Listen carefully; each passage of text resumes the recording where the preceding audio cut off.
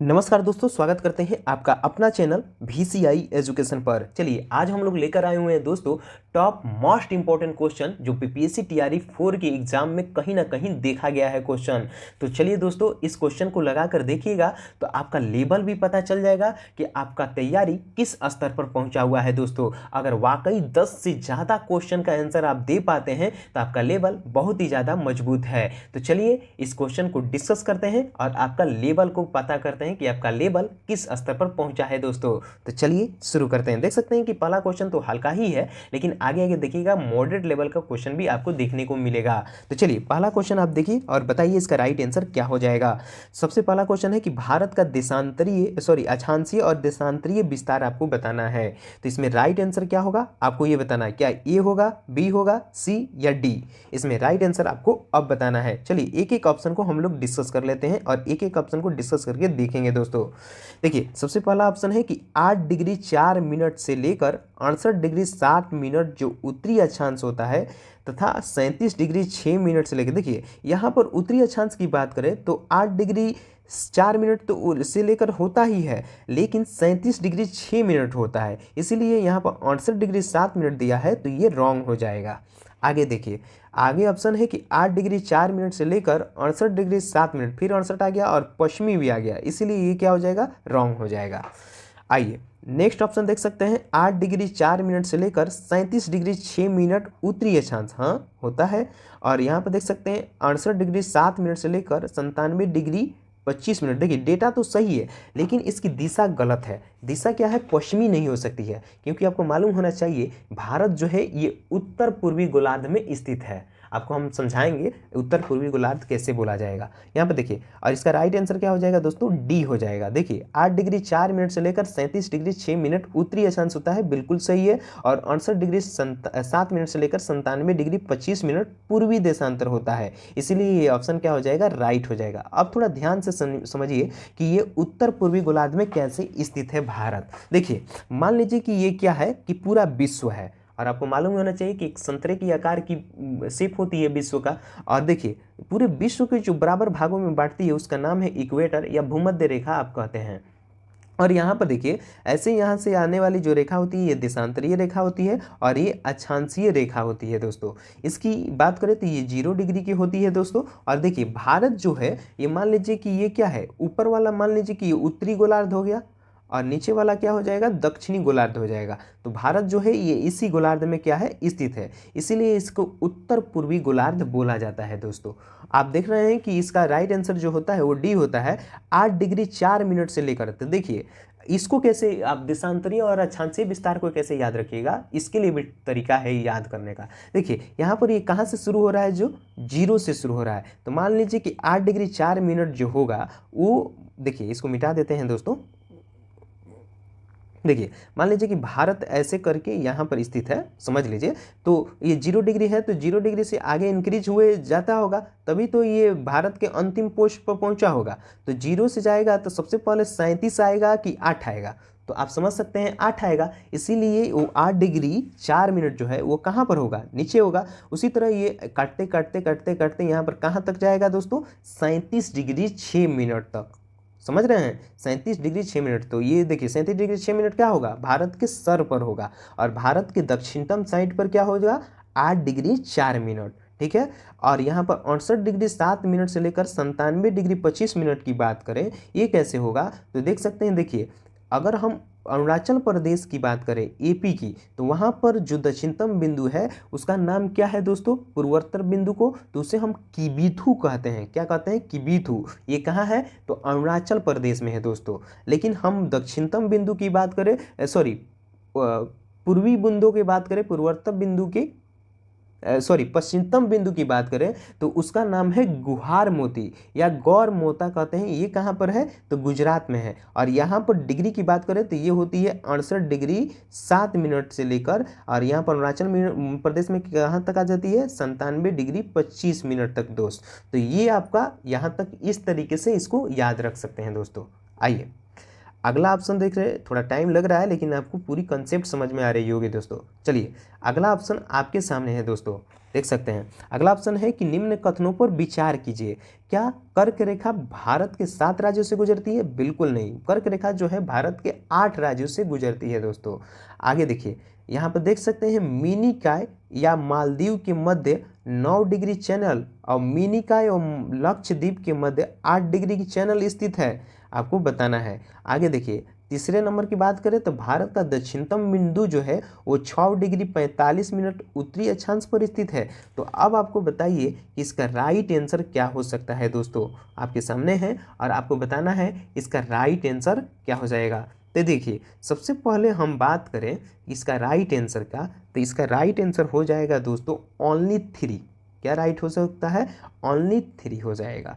क्यों? क्योंकि यहाँ पर देख सकते हैं कि ये मिनिकॉय और मालदीव के बीच 9 डिग्री चैनल नहीं है दोस्तों, इसीलिए ये रॉन्ग हो जाएगा। और पहला तो वैसे ही रॉन्ग हो जाएगा क्योंकि आपको मालूम होना चाहिए कि भारत से जो कर्क रेखा है वो 8 राज्यों से गुजरती है, इसीलिए जो हम लोग का राइट आंसर हो जाएगा वो हो जाएगा क्या?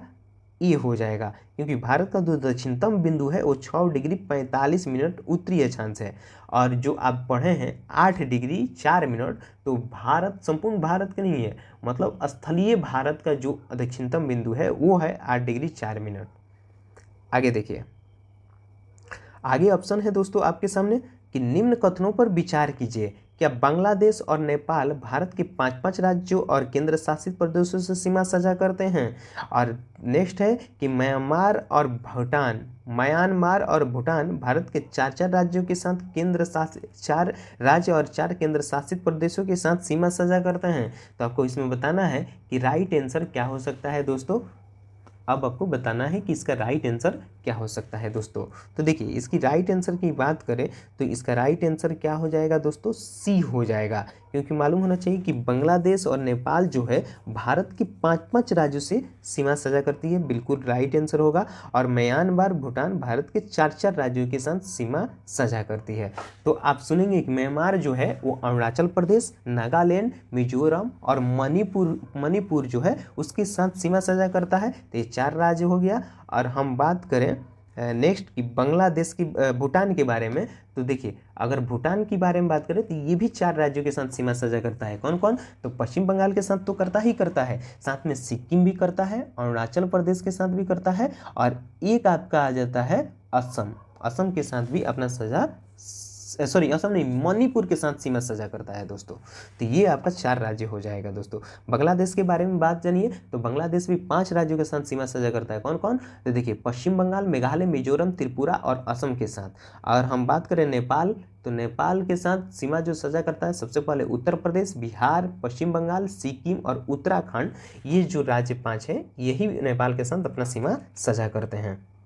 आइए अगला क्वेश्चन देख सकते हैं दोस्तों। अगला क्वेश्चन आपके सामने है कि निम्न कथनों पर विचार कीजिए। भारत की प्रादेशिक समुद्री सीमा तटीय आधार रेखा से 12 समुद्री मील की दूरी तक का क्षेत्र है, या अवांछित मंडल या संलयन क्षेत्र की दूरी प्रादेशिक समुद्री सीमा से 24 समुद्र मील आगे का क्षेत्र है। इसमें आपको बताना है कि राइट आंसर क्या हो सकता है दोस्तों। आपका राइट आंसर क्या हो जाएगा ये आपको बताना है। तो देखिए, हम बात करें इसकी राइट आंसर के बारे में, तो इसका राइट आंसर देखिए पहला तो होगा ही नहीं, इसीलिए इसका राइट आंसर क्या हो जाएगा? ओनली 2 होगा, क्योंकि अवांछित मंडल या संलयन क्षेत्र की दूरी प्रादेशिक समुद्र सीमा से 24 समुद्री मील आगे का क्षेत्र है। ये बिल्कुल राइट आंसर है, आपको मालूम होना ये भी चाहिए मेरे दोस्त। देखिए, इसलिए इसका राइट आंसर क्या हो जाएगा? इसका राइट आंसर हो जाएगा दोस्त, इसका राइट आंसर क्या हो जाएगा आप बताइए? इसका राइट आंसर हो जाएगा बी हो जाएगा दोस्तों। चलिए आइए नेक्स्ट क्वेश्चन देख सकते हैं। नेक्स्ट में है कि भारत के कुल कितने राज्य हैं या केंद्र शासित प्रदेश हैं जो पड़ोसी देशों के साथ सीमा से जुड़ते हैं। आपको बताना है कि मतलब भारत के कुल कितने राज्य हैं और केंद्र शासित प्रदेश हैं कि प्रादेशिक पड़ोसी देश जो हैं उनके साथ अपना सीमा साझा करते हैं। तो देखिए, इनकी संख्या की बात करें तो इनकी संख्या कितनी हो जाएगी दोस्तों? इनकी संख्या 18 हो जाएगी। और आपको मालूम होना चाहिए कि कुल 18 राज्य और केंद्र शासित प्रदेश को दोनों को जोड़ा जाए तो 18 राज्य होंगे दोनों मिलाकर। यही लोग क्या करते हैं कि ये पड़ोसी देशों के साथ अपना सीमा को साझा करते हैं। आइए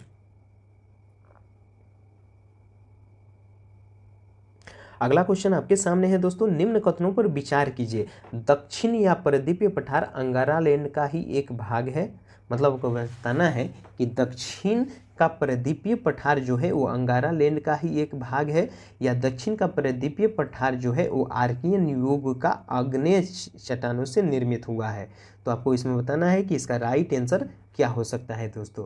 तो देखिए इसकी राइट आंसर की बात करें तो इसका राइट आंसर हो जाएगा ओनली 1, क्योंकि दक्षिण का प्रदीपीय पठार जो है वो अंगारालैंड का ही क्या है, एक भाग है। क्योंकि आपको मालूम होना चाहिए ये गोंडवानालैंड का ही एक भाग होता था, और प्री कैम्ब्रियन काल के बाद से ही यह भाग कभी भी पूर्णतः समुद्र में नहीं डूबा, और यह आर्कियन युग के आग्नेय चट्टानों से क्या होता है, निर्मित होता है, जो अब नीस या शिस्ट के रूप में अत्यधिक रूपांतरित भी हो चुका है।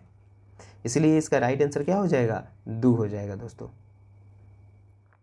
तो देखिए इसमें आपको बताना है, देख सकते हैं कि क्वेश्चन देखिए, पहले क्वेश्चन समझिए पहले दोस्तों कि क्वेश्चन क्या लिखा है। तो देख सकते हैं आपके सामने क्वेश्चन है दोस्तों कि धारवाड़ क्रम की चट्टानों के संदर्भ में निम्न कथनों पर विचार कीजिए। मतलब क्या ये परतदार चट्टान का उदाहरण है, इसमें जीवाश्म पाए जाते हैं, या सर्वाधिक खनिज भंडार इसी क्रम के चट्टानों पर मिलते हैं। तो इन तीनों कथनों में से असत्य कथन चुनना है कि असत्य कथन क्या है। यह एक परतदार चट्टान है, बिल्कुल यह परतदार चट्टान है, इसमें जीवाश्म नहीं, इसमें जीवाश्म नहीं पाया जाता है। ये भारत का सर्वाधिक खनिज भंडार है इसी क्रम के चट्टानों में, हाँ खनिज भंडार जो होता है इसी क्रम के चट्टानों में मिलता है। तो इसीलिए इसका राइट आंसर क्या हो जाएगा दोस्तों, इसकी राइट आंसर की बात करें तो ओनली 2 हो जाएगा। तो आइए ऑप्शन में देखते हैं कि इसका असत्य कथन क्या हो जाएगा। तो इसका असत्य कथन की बात करें तो सी हो जाएगा दोस्तों।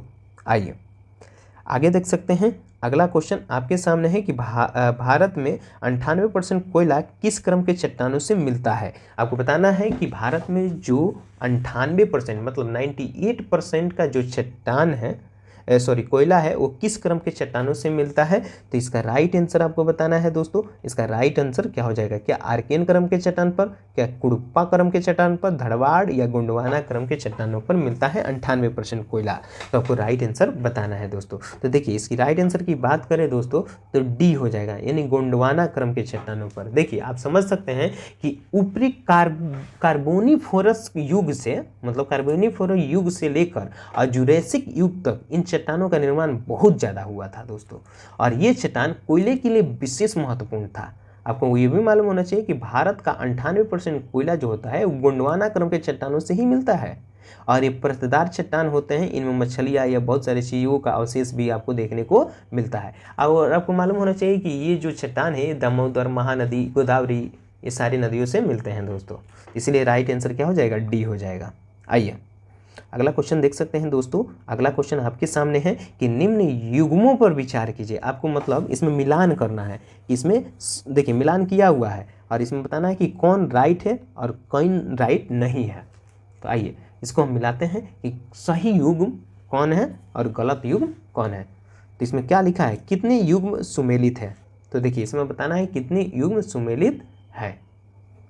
तो देखिए सबसे पहले हम बात करें कि इयोसिन और ओलिगोसिन ये क्या लघु हिमालय से निर्मित हुआ है, हिमालय के श्रेणियों का निर्माण हुआ है, आपको बताना है। यहाँ पर देखिए यहाँ पर लिखा है प्लायोसोनी, क्या ये बृहद हिमालय से मिलता है, या मायोसोनी की बात करें क्या ये शिवालिक हिमालय से मिलता है। तो इसमें बताना है कि केवल एक सही है कि 2 सही है, 3 सही है कि सभी युग गलत सुमेलित है। आपको इसमें राइट आंसर बताना है। तो देखिए इसका राइट आंसर की बात करें तो सभी युग में क्या है, गलत सुमेलित है दोस्तों। आइए आगे देख सकते हैं, अगला क्वेश्चन आपके सामने देख रहे हैं ना कि लेवल किस स्तर पर है दोस्त। देखिए भू सनतियों के पर्वतों का पालन किसने कहा था, मतलब भू सनतियों का पर्वतों का पालन किसने कहा था, ये आपको बताना है कि ये बात किसने बोली थी। तो देखो इसको हम राइट आंसर बात करें तो इसका राइट आंसर क्या हो जाएगा, कोबर ने बोला था। आइए कोबर के बारे में जानिए कि भारत के उत्तर में स्थित हिमालय पर्वत का निर्माण एक लंबे भूगर्भिक ऐतिहासिक काल का जो काल हुआ था उसी में संपन्न हुआ था दोस्तों। इसके निर्माण के संबंध में कोबर का भूसनती सिद्धांत जो होता है, जिसको जियो साइंसलिन थ्योरी का कहा जाता है, ये मोर्गन, आइजैक का प्लेट, ये सारे सिद्धांत से सर्वाधिक मान्य माना जाता है दोस्तों। आगे देखिए आगे आपके सामने है क्वेश्चन दोस्तों, निम्न कथनों पर विचार कीजिए। पश्चिम से पूर्व की ओर हिमालय की चौड़ाई बढ़ती जाती है एवं ऊंचाई क्या होती है, घटती जाती है। क्या ये राइट आंसर है? आपको नेक्स्ट बताना है कि हिमालय पर्वत की श्रेणियां प्रायद्वीपीय पठार की ओर अवतल या तिब्बत की ओर उत्तल हो गई है। आपको इसमें बताना है कि सत्य कथन कौन सा है, मतलब इसमें राइट आंसर कौन सा है दोस्तों। तो देखिए इसकी राइट आंसर की बात करें तो इसका राइट आंसर क्या हो जाएगा दोस्तों। देखिए इसमें तो कोनो आंसर नहीं लग रहा है, इसीलिए हाँ देखिए ऑप्शन भी है, ना तो एक और ना तो बी। इसका राइट आंसर क्या हो जाएगा, डी हो जाएगा दोस्तों। आइए,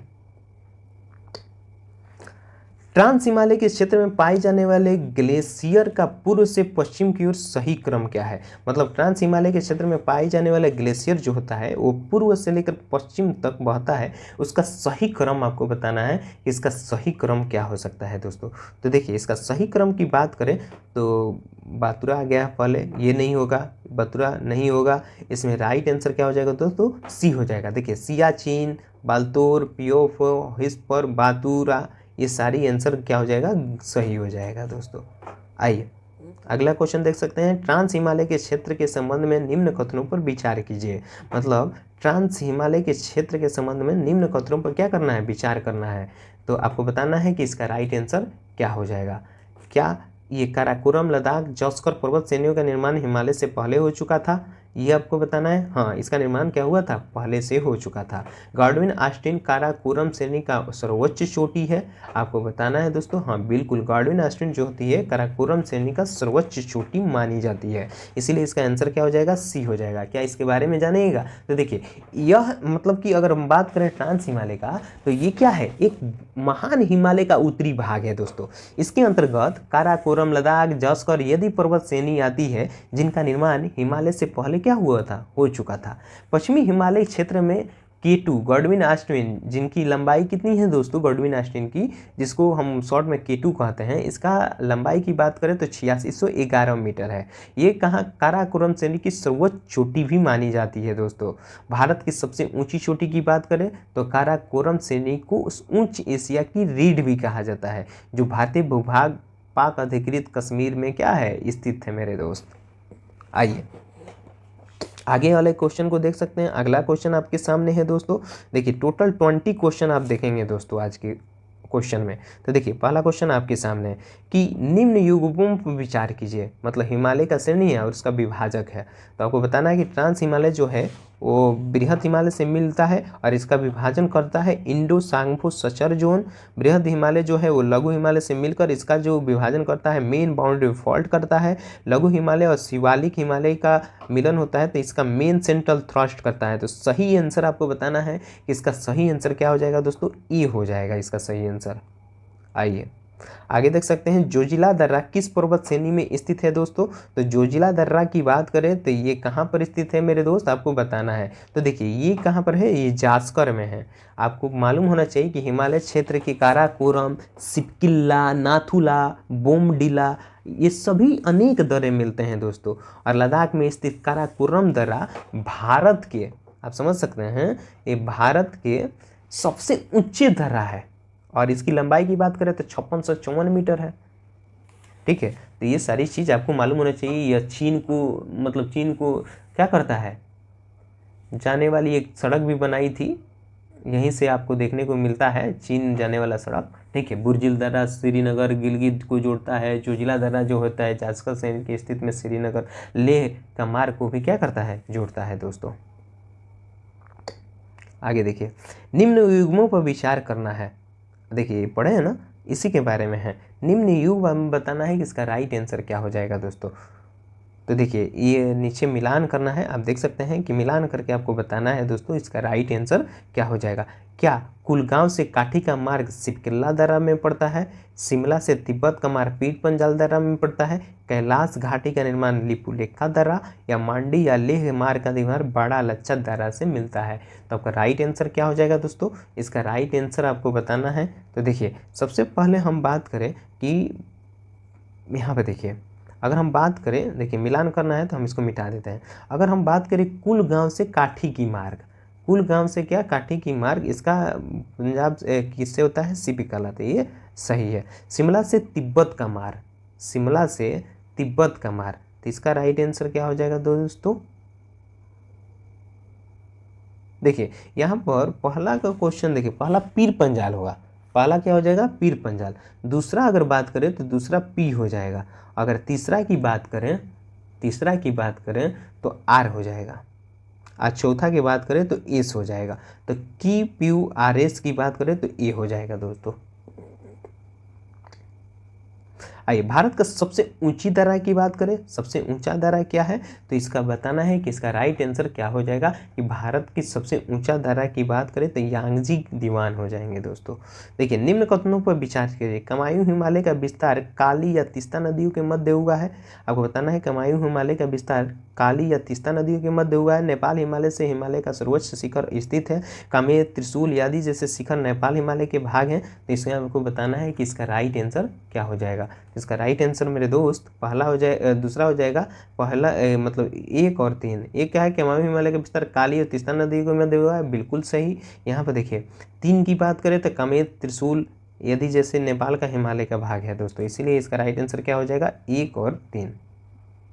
आइए आगे देख सकते हैं, निम्न कथनों पर विचार करें। सिंधु जल समझौता 1960 के तहत भारत सिंधु, झेलम और चेनाब का 80% जल का उपयोग कर सकता है। क्या इस तरह से समझौता हुआ था मेरे दोस्त? देखिए कहाँ आ गया, नहीं ये ऑप्शन नहीं है दोस्तों।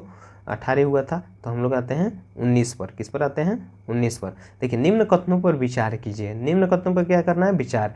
आपको बताना है कि उत्तरी सह्याद्री का सबसे ऊंची चोटी कलसुबाई है, आपको इसमें बताना है। और नेक्स्ट ना है सेनकोट्टा केप गार्डन पहाड़ियों में स्थित है। पर्यटक स्थल में कोडाय कनाल पहाड़ियों में स्थित है दोस्तों। तो इसका राइट आंसर क्या हो जाएगा? तो इसका राइट आंसर हो जाएगा सभी कथन क्या है? सत्य है। आइए अगला क्वेश्चन देख सकते हैं। आज का लास्ट क्वेश्चन होगा, निम्न कथनों पर विचार करना है, आपको बताना है कि इसका राइट आंसर क्या हो जाएगा। तो देखिए सबसे पहला क्वेश्चन पढ़ते हैं। क्वेश्चन लिखा है कि पूर्वी घाट के सबसे उत्तरी भाग में उत्तरी पहाड़ी स्थित सरकला मध्य में कुडप्पा, दक्षिण में तमिलनाडु पहाड़ी के नाम से जाना जाता है। क्या ये राइट आंसर है दोस्तों? नहीं। यहाँ पे देखिए